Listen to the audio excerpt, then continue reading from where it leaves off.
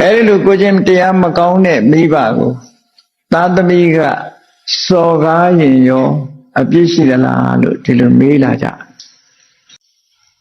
မိဘဆိုတာမိဘတိုင်း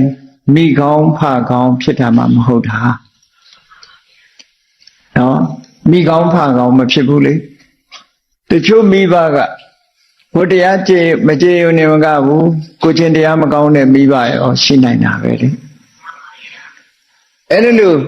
မိဘကငါးပါးသီလမလုံဘူးဆိုပါစို့ကိုချင်းတရားမကောင်းဘူးအဲ့လိုကိုချင်းတရားမကောင်းတဲ့မိဘကိုသားသမီးကစော်ကားရင်ရောအပြစ်ရှိသလားလို့ဒီလိုမေးလာကြမေးလာတဲ့အခါကျတော့ကျေးဇူးဆိုတာကျေးဇူးပဲလေကျေးဇူးဆိုတာကျေးဇူးတရားမိဘကသားသမီးနဲ့ဘယ်သူကအရင်မွေးတာတော့ဆိုမိဘအရင်မွေးတာမိဘအရင်မွေးလိုက်လို့မိဘကကိုယ့်ကိုစောင့်ရှောက်ပြီးတော့ဒီလောကကြီးတဲ့လက်ခံလိုက်လို့ကိုယ်ဒီလောကကြီးတဲ့ရောက်တာလို့ဆိုတော့မိဘရဲ့ကျေးဇူးဟာကိုယ့်ပေါ်မှာရှိနေတယ်ဘယ်လိုနည်းနဲ့မှမိဘကိုစော်ကားလို့မရဘူးဒါမိဘကိုစေတနာစိုးနဲ့သေစီလိုတဲ့စိတ်နဲ့ဒေါသနဲ့မိဘကိုတတ်မယ်ဆိုရင်တော့မာတုကာရကပိတုကာရကခံထိုက်တာပဲဆိုတဲ့မိဘဖြစ်ဖြစ်ကောင်းတဲ့မိဘဖြစ်ဖြစ်ဘယ်မိဘပဲတောက်ဘယ်မိဘပဲတတ်မိဘကအရက်တွေဘလို့တောက်နေအကျင့်စာရိတ္တဘလို့ဆိုးနေအကျင့်စာရိတ္တဆိုးတဲ့မိဘကိုသားသမီးကနေပြီးတော့စော်ကားမယ်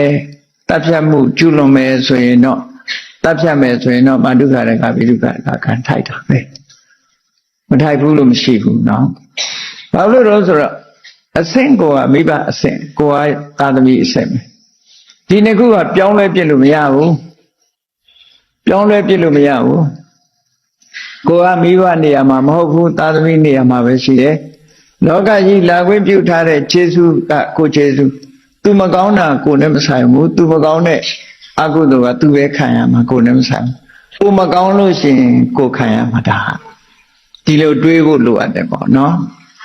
မိဘပဲမိဘကိုစော်ကားလို့ရှိရင်မိဘမကောင်းလို့ပဲစော်ကားတဲ့အပြစ်ဟာကိုအပြစ်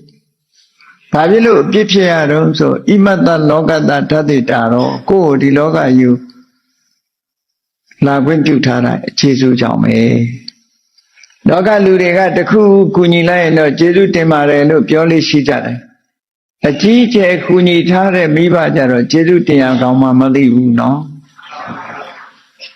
ကျေးဇူးတင်ရကောင်းမှမသိပဲနဲ့ရန်စကားပြောတာရှိသေးတယ်ခမည်းကြီးတို့အဟွာလုံးလို့ကြုံမွေးတာဘာမှမဖြစ်ဘူးဆိုပြီးတော့เนาะအဲ့ဒါလို့လဲပြောရကြတယ်မဟုတ်ဘူးအဝါပြူတိုင်းမွေးမှမဟုတ်ဘူးเนาะအခုကဘောရှင်းစာရှိတယ်လေအဲ့ဒါကိုလာခွင့်မပြုဘူးဆိုလို့ရှိရင်ဒီကနေ့ခေတ်မှာလာခွင့်မပြုတာတွေအများကြီးပဲ family planning ဆိုပြီးတော့လုပ်ပြီးတော့မိသားစုထဲမှာတယောက်ပဲလက်ခံမယ်နှစ်ယောက်ပဲလက်ခံမယ်အခုကန့်သက်ပုံပြီးနော်တယောက်ပဲလက်ခံမယ်နှစ်ယောက်ပဲလက်ခံမယ်ကန့်သက်လာကျင်တိုင်းလာလို့မရဘူး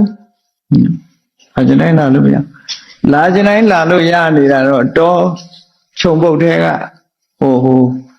တဲစုပ်နဲ့အိမ်ဒီမှာတော့လာကျင်တိုင်းလာလို့ရ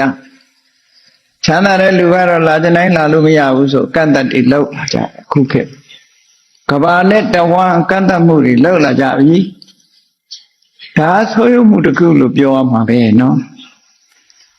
မနုဿတ္တဘာဝတုံလောလူ့ဘဝရဖို့ခဲနေဆိုတာဒီနေ့တရုပ်ပိုးပြီးတော့ထင်ရှားလာတယ်ဟော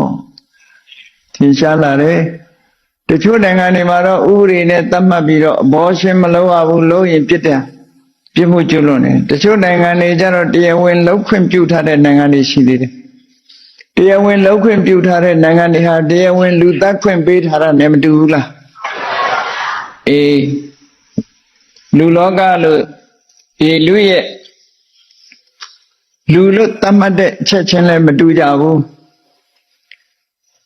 စေပညာကလူလို့သတ်မှတ်တာလှုပ်ရှားလာပြီးတော့တက်ရှူလာမှ အဲ့ဒီအဆင့်ရောက်မှလူလို့သတ်မှတ်တယ်သူကလူလို့သတ်မှတ်တယ်ဗုဒ္ဓကတော့အဲ့လိုမဟုတ်ဘူးမြတ်စွာဘုရားကလူလို့သတ်မှတ်တာဘယ်ချိန်ကစသတ်မှတ်တော့ဆိုလို့ရှိရင်ဟိုဘဝကသုတိစိတ်ကြပြီးတော့မိခင်ရဲ့ဝမ်းထဲမှာကလလရေကြီးလို့ဆိုတဲ့အမတမသေးငယ်တဲ့အဆက်ပြောက်ကလေးထဲမှာရှိတဲ့ပရိသေဝိညာဉ်စိတ်နဲ့စေတသိက်ကမ္မဇာယုတ်30အဲ့ဒါနဲ့ဖွဲ့စည်းထားတဲ့ရေပေါက်ကလေးလောက်ရှိတဲ့အနေထားလေးကစပြီးတော့လူလို့သတ်မှတ်တယ်ဗျာအဲ့ဒီဟာကိုဘာဖြစ်လို့အသက်ရှိတယ်လို့အသက်ရှိတယ်မရှိဘူးလို့ဘယ်လိုလုပ်သိရမလဲလို့ဆိုရင်ဆေးပညာအဆိုအရကတော့သူကအသက်မရှိသေးဘူးဆိုရင်အသက်မရှိသေးဘူးလို့လူယူဆတယ်နဲ့တူတယ်နော်အသက်ဆိုဒီမှာအသက်ရှူသည်ဖြစ်စေမရှူသည်ဖြစ်စေနှလုံးခုန်သည်ဖြစ်စေမခုန်သည်ဖြစ်စေအသက်ဇီဝိတရဲ့အထိပ္ပယ်ကဒီရေကြီးပေါက်ကလေးတဖြည်းဖြည်းကြီးထွားလာအောင်ဒီထိမ့်သိမ့်ဆောက်ရှောက်ထားတာဒီရေကြီးပေါက်လေးပုတ်သိုးမသွားအောင်ထိမ့်သိမ့်ဆောက်ရှောက်ထားဖို့ဘုရားရဲ့အဆုံးအမကအသက်လို့ခေါ်တယ်နော်ဒါကြောင့်မလို့အသက်ဆိုတာကိုဥပမာပါနဲ့ပေးတော့ဆိုရင်ရေနဲ့ကြာဥပမာပေးထားရေဟာကြာကိုလန်းဆန်းပွင့်လန်းနေအောင်ဆောက်ရှောက်ထားတယ်လို့ပဲဇီဝိတကလည်းပဲသူ့ရဲ့ရုပ်ခန္ဓာနာမ်ခန္ဓာကိုဆက်လက်ရှင်သန်နေအောင်ထိမ့်သိမ့်ဆောက်ရှောက်ထားတယ်လို့ဒီလိုပြောတာအကယ်၍အသက်မရှိတော့ဘူးဆိုရင်အခုလူဘဝရောက်လာပြီးအသက်ရွယ်ရလာပြီးတော့အသက်ချုပ်သွားပြီဆိုလို့ရှိရင်3ရက်လောက်နေလို့ရှိရင်ဘာဖြစ်လဲဟုတ်လားအဲ့ဒါအသက်မရှိတော့တာသိချာအကယ်၍အသက်ရှိနေသေးတယ်ဆိုရင်မေ့မျောနေတဲ့ပုဂ္ဂိုလ်တရားဟာတလားမေ့နေနေတစ်နှစ်မေ့နေနေဒီတစ်ခါတော့နိုင်ငံခြားမှာဆိုအနှစ်15နှစ်အနှစ်20မေ့နေတာရှိတယ်လေအသက်မရှိဘဲနဲ့အသေးလို့ဖြစ်နေဒါပေမဲ့မပုတ်ဘူးမပုတ်တာပါဆိုအသက်ရှိနေသေးတယ်အသက်ဆိုတဲ့ဇီဝိတက protect လုပ်ထားတယ်ထိမ့်သိမ့်ဆောက်ရှောက်နေတယ်ဒါမို့မပုတ်တာနော်ဆက်လက်ပြီးတော့ဖြစ်နေတာပုတ်တိုးပြီးတော့မသွားဘူးတဲ့ကဲအသက်မရှိတော့ဘူးဆိုရင်ပုတ်တိုးသွားတယ်ဒီလိုဆိုတာပေါ့ဒါကြောင့်မို့မိခင်ရဲ့ဝမ်းထဲမှာအသက်ကဘယ်ချိန်ကစတာတော့လို့မေးလို့ရှိရင်ကလလရေကြီးကစတယ်လို့ဒီလိုပြောတာအဲ့ဒီအချိန်ကစပြီးဘောရှင်းလုပ်လို့မရဘူးယဟန်နေဆိုလို့ရှိရင်အဲ့ဒီအချိန်မှာဆေးကိုဝန်ကြသေးမျိုးသွားပြီးတော့သေစေလိုတဲ့စိတ်နဲ့ပြီးရင်ပါရဇိကကြလူတတ်မှုဖြစ်လာအဲ့ဒီနေရာမှာဒီလိုတရုပ်ခွဲလို့ရမိဘကကိုချင်းသီလမရှိဘူးသားသမီးကကိုချင်းသီလရှိတယ်သားသမီးကကိုချင်းသီလမရှိဘူးမိဘကကိုချင်းသီလရှိတယ်သားသမီးရောမိဘရောကိုချင်းသီလမရှိဘူးနောက်သားသမီးရောမိဘရောကိုချင်းသီလနဲ့ပြည့်စုံတယ်လို့ဟော၄မျိုးမိသားစုကို၄မျိုးဒီလိုခွဲလို့ရတယ်ဘယ်လိုအနေထားမှာပဲရှိရှိသားသမီးဒီမိဘကိုစော်ကားရင်ဖြစ်ရှိဘယ်လိုမိဘမျိုးပဲဖြစ်ဖြစ်စော်ကားရင်ကိုကသားသမီးဖြစ်ခြင်းကြောင့်ကိုယ့်ရဲ့ယာတုကနေမိသားပဲလေ